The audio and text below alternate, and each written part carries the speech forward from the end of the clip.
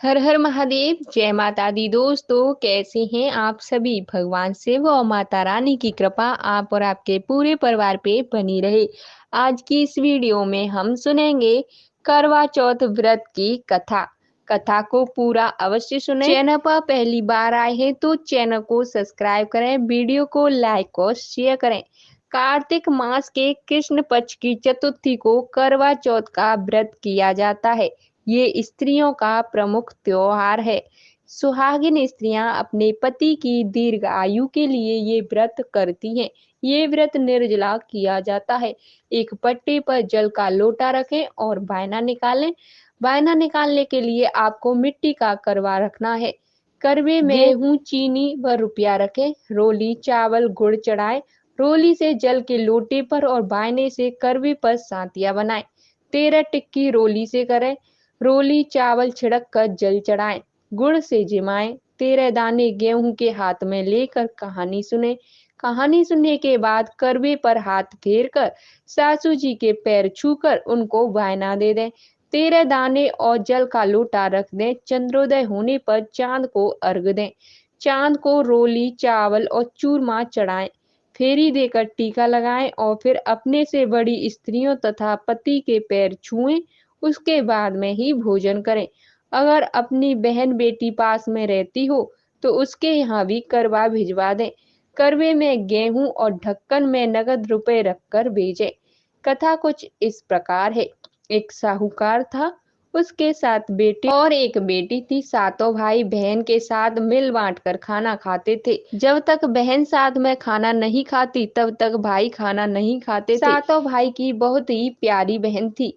एक दिन कार्तिक की चौथ का व्रत आया तो भाई बोले कि आओ बहन, मिल करके खाना खाते हैं। तब बहन ने कहा, भाई आज मेरा करवा चौथ का व्रत है, इसलिए चांद निकलने पर ही मैं खाना खाऊंगी। तब भाई बोले कि क्या हमारी बहन भूखी रहेगी। तो एक भाई ने दिया लिया और एक ने चलनी ली। एक पेड़ के पास गए और एक तरफ होकर दिया जलाकर चलनी से ढक दिया और कहा, आओ बहन, तेरा चांद निकल गया है, आओ मिलकर खाना खा लें। तब वह भाभियों से बोली, आओ भाभी, अर्घ दे दें। जब भाभी बोली, बहन जी, तुम्हारा चांद निकला है, हमारा चांद तो रात को निकलेगा। तो उसने अकेले में ही अर्घ दे दिया और भाइयों के साथ खाने को बैठ गई। पहला कौर खाया, उसमें बाल आया। दूसरे कौर में पत्थर निकला और तीसरे कौर में ससुराल से बुलावा आ गया, जमाई राजा बहुत बीमार है, जल्दी से भेजो। तब माँ बोली कि साड़ी पहनकर ससुराल चली जा और सोने का टका पल्लू में बांध ले और जो भी रास्ते में मिले उनके पैर छूते जाना और उनका आशीर्वाद लेते जाना। सब लोग रास्ते में मिले और यही आशीर्वाद देते गए कि ठंडी हो, सब्र करने वाली हो, 7 भाइयों की बहन हो, तेरे भाइयों को सुख दे। परंतु किसी ने भी सुहाग का आशीर्वाद नहीं दिया। ससुराल में पहुंचते ही दरवाजे पर छोटी ननद खड़ी थी, तो उसने उसके पैर छुए तो ननद ने कहा, सील हो, सपूती हो, 7 पुत्रों की माँ हो, तेरे भाइयों को सुख मिले। यह बात सुनकर उसने जो सोने का टका पल्लू में बांधा था वह खोलकर उस ननद को दे दिया और अंदर घुस गई। अंदर गई तो सासू ने कहा कि ऊपर मुंडेर है, वहां जाकर बैठ जा। जब वह ऊपर गई तो देखा कि उसका पति मरा पड़ा है, तो वह रोने लगी। उसकी सास दासियों से कहती है, वह ऊपर पड़ी है, उसको बनी हुई रोटियां दे आओ। इस प्रकार माघ की तिल चौथ आई और बोली कि करवे ले लो, भाइयों की प्यारी, करवे ले लो। दिन में चांद उगाने वाली, करवे ले लो। ज्यादा भूख वाली, करवे ले लो।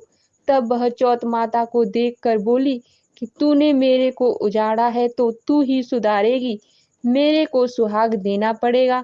तब चौथ माता ने कहा कि फौस माता आएंगी, वह मेरे से बड़ी हैं, वही तेरे को सुहाग देंगी। इस प्रकार फौस माता भी आकर चली गई। माह की फाल्गुनी भी आकर चली गई। चैत की, बैसाख की, जेठ की, आषाढ़ की, सावन की और भादों की सारी चौथ माताएं इसी जवाब को देती हुई चली गईं। अगली चौथ माता आएंगी। उससे इसी बात को कहते हुए वे सारी माताएं चली गईं। इसके बाद में अश्विनी की चौथ माता आई और कहा कि तेरे ऊपर कार्तिक की चौथ माता नाराज है, वही तेरा सुहाग देंगी, तब उसके पैर पकड़कर बैठ जाइयो। और यह कहकर वह तो चली गई। बाद में कार्तिक की चौथ माता आई और गुस्से में बोली कि भाइयों की प्यारी करवे ले, दिन में चांद उगाने वाली करवा ले, ज्यादा भूख वाली करवा ले। तब साहूकार की बेटी पैर पकड़कर बैठ गई और रोने लगी। हाथ जोड़कर बोली, हे चौथ माता, मेरा सुहाग तेरे हाथ में है, तेरे को देना ही पड़ेगा। चौथ माता बोली कि छोड़ पापनी हत्यारिनी, मेरे पैर क्यों पकड़ कर बैठी है। तब वह बोली कि मेरे से बिगड़ी थी, तुम ही सुधारो, मेरे को सुहाग देना पड़ेगा। तो चौथ माता खुश हो गई और आंख में से कागज निकाला, नाखूनों पर से मेहंदी, मांग से सिंदूर और चितली अंगूठी का छींटा दे दिया। उसका पति उठकर बैठ गया और बोला कि बहुत सोया हूँ। तो वह बोली कि काहे का सोया, मेरे को तो 12 महीने हो गए, मेरे को तो कार्तिक की चौथ माता ने सुहाग दिया है। तो वह बोला कि चौथ माता का उजमन करो। तो उन्होंने चौथ माता की कहानी सुनी, खूब सारा चूरमा बनाया। दोनों पति पत्नी जीम कर चौपड़ खेलने लगे। नीचे से सासू जी ने रोटी भेजी तो दासी ने आकर कहा कि वह तो दोनों चौपड़ खेल रहे हैं। सास देख कर खुश हो गई, देख कर बोली क्या बात हुई।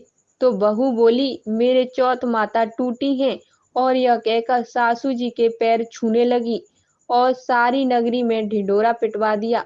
उसको चौथ का व्रत करना चाहिए, 13 चौथ करना, नहीं तो 4 करना, नहीं तो 2 चौथ सब कोई करना। हे चौथ माता, जैसा साहूकार की बेटी को सुहाग दिया वैसा सबको देना, मेरे को भी कहते कहते सब परिवार को सुहाग देना। ये थी करवा चौथ के व्रत की कथा। और दूसरी कथा यहाँ से प्रारंभ कर रहे हैं। एक अंधी बुढ़िया माई थी जिसके एक बेटा और बहू थी। वह बहुत ही गरीब थी। वह हमेशा गणेश जी की पूजा करती थी। तो एक दिन गणेश जी कहते हैं कि बुढ़िया माई कुछ मांग लो, नहीं तो अपने बेटे और बहू से पूछ लो। तो वह अपने बेटे से बोली। बेटे ने कहा कि माँ धन दौलत मांग ले। और फिर अपनी बहू से पूछा तो वह बोली कि सासू जी पोता मांग लो। तो बुढ़िया माई ने सोचा कि यह दोनों तो अपने अपने मतलब की चीज मांग रहे हैं।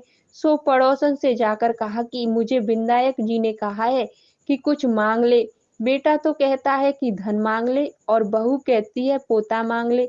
तब पड़ोसन बोली कि तू ना धन मांग, ना तू पोता मांग, तू थोड़े दिन तो जिएगी, तो तू आंख मांग ले। तो उसने पड़ोसन की बात भी नहीं मानी। घर पर जाकर सोचा कि बेटा बहू खुश हो, वह भी मांग लूं और अपने मतलब की चीज भी मांग लूं। दूसरे दिन गणेश जी आए और बोले कि बुढ़िया माई कुछ मांग ले। तब वह बोली कि आंख दे, जिससे सोने के कटोरे में पोता दूध पीता देखूं। सुहाग दे, निरोगी काया दे, 9 करोड़ की माया दे, बेटा पोता पड़पोता, दुनिया में भाई भतीजे सारे परिवार को सुख दे, मोक्ष दे। तब गणेश जी बोले कि माई तूने तो मुझे ठग लिया और सब कुछ मांग लिया, परंतु सब इसी प्रकार होगा। और यह कहकर गणेश जी अंतर ध्यान हो गए। बुढ़िया माई के मांगने पर उसे सब कुछ मिल गया। हे गणेश जी महाराज, जैसा बुढ़िया माई को दिया वैसा सबको देना। अब इसके उद्यापन की विधि जानते हैं।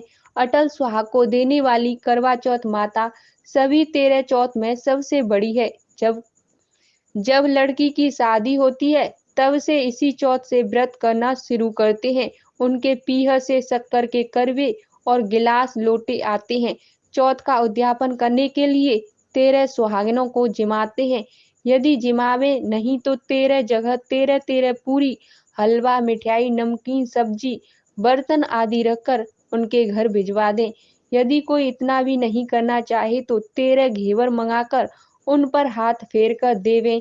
एक जगह साड़ी, ब्लाउज, सोने की लौंग, बिंदिया, बिछिया, कागज, चूड़ी, मेहंदी, सिंदूर, पिटारी सब सुहाग के सामान रखकर सासू जी को देना चाहिए। ये थी करवा चौथ से जुड़ी व्रत कथा, उद्यापन और पूजा विधि। उम्मीद करती हूँ ये वीडियो आप लोगों को अच्छी लगी होगी। वीडियो अच्छी लगे तो वीडियो को लाइक करें, ऐसे ही पूजा पाठ से जुड़ी जानकारियों के लिए हमारे चैनल को सब्सक्राइब अवश्य करें। मैं मिलती हूँ आपसे नेक्स्ट वीडियो में।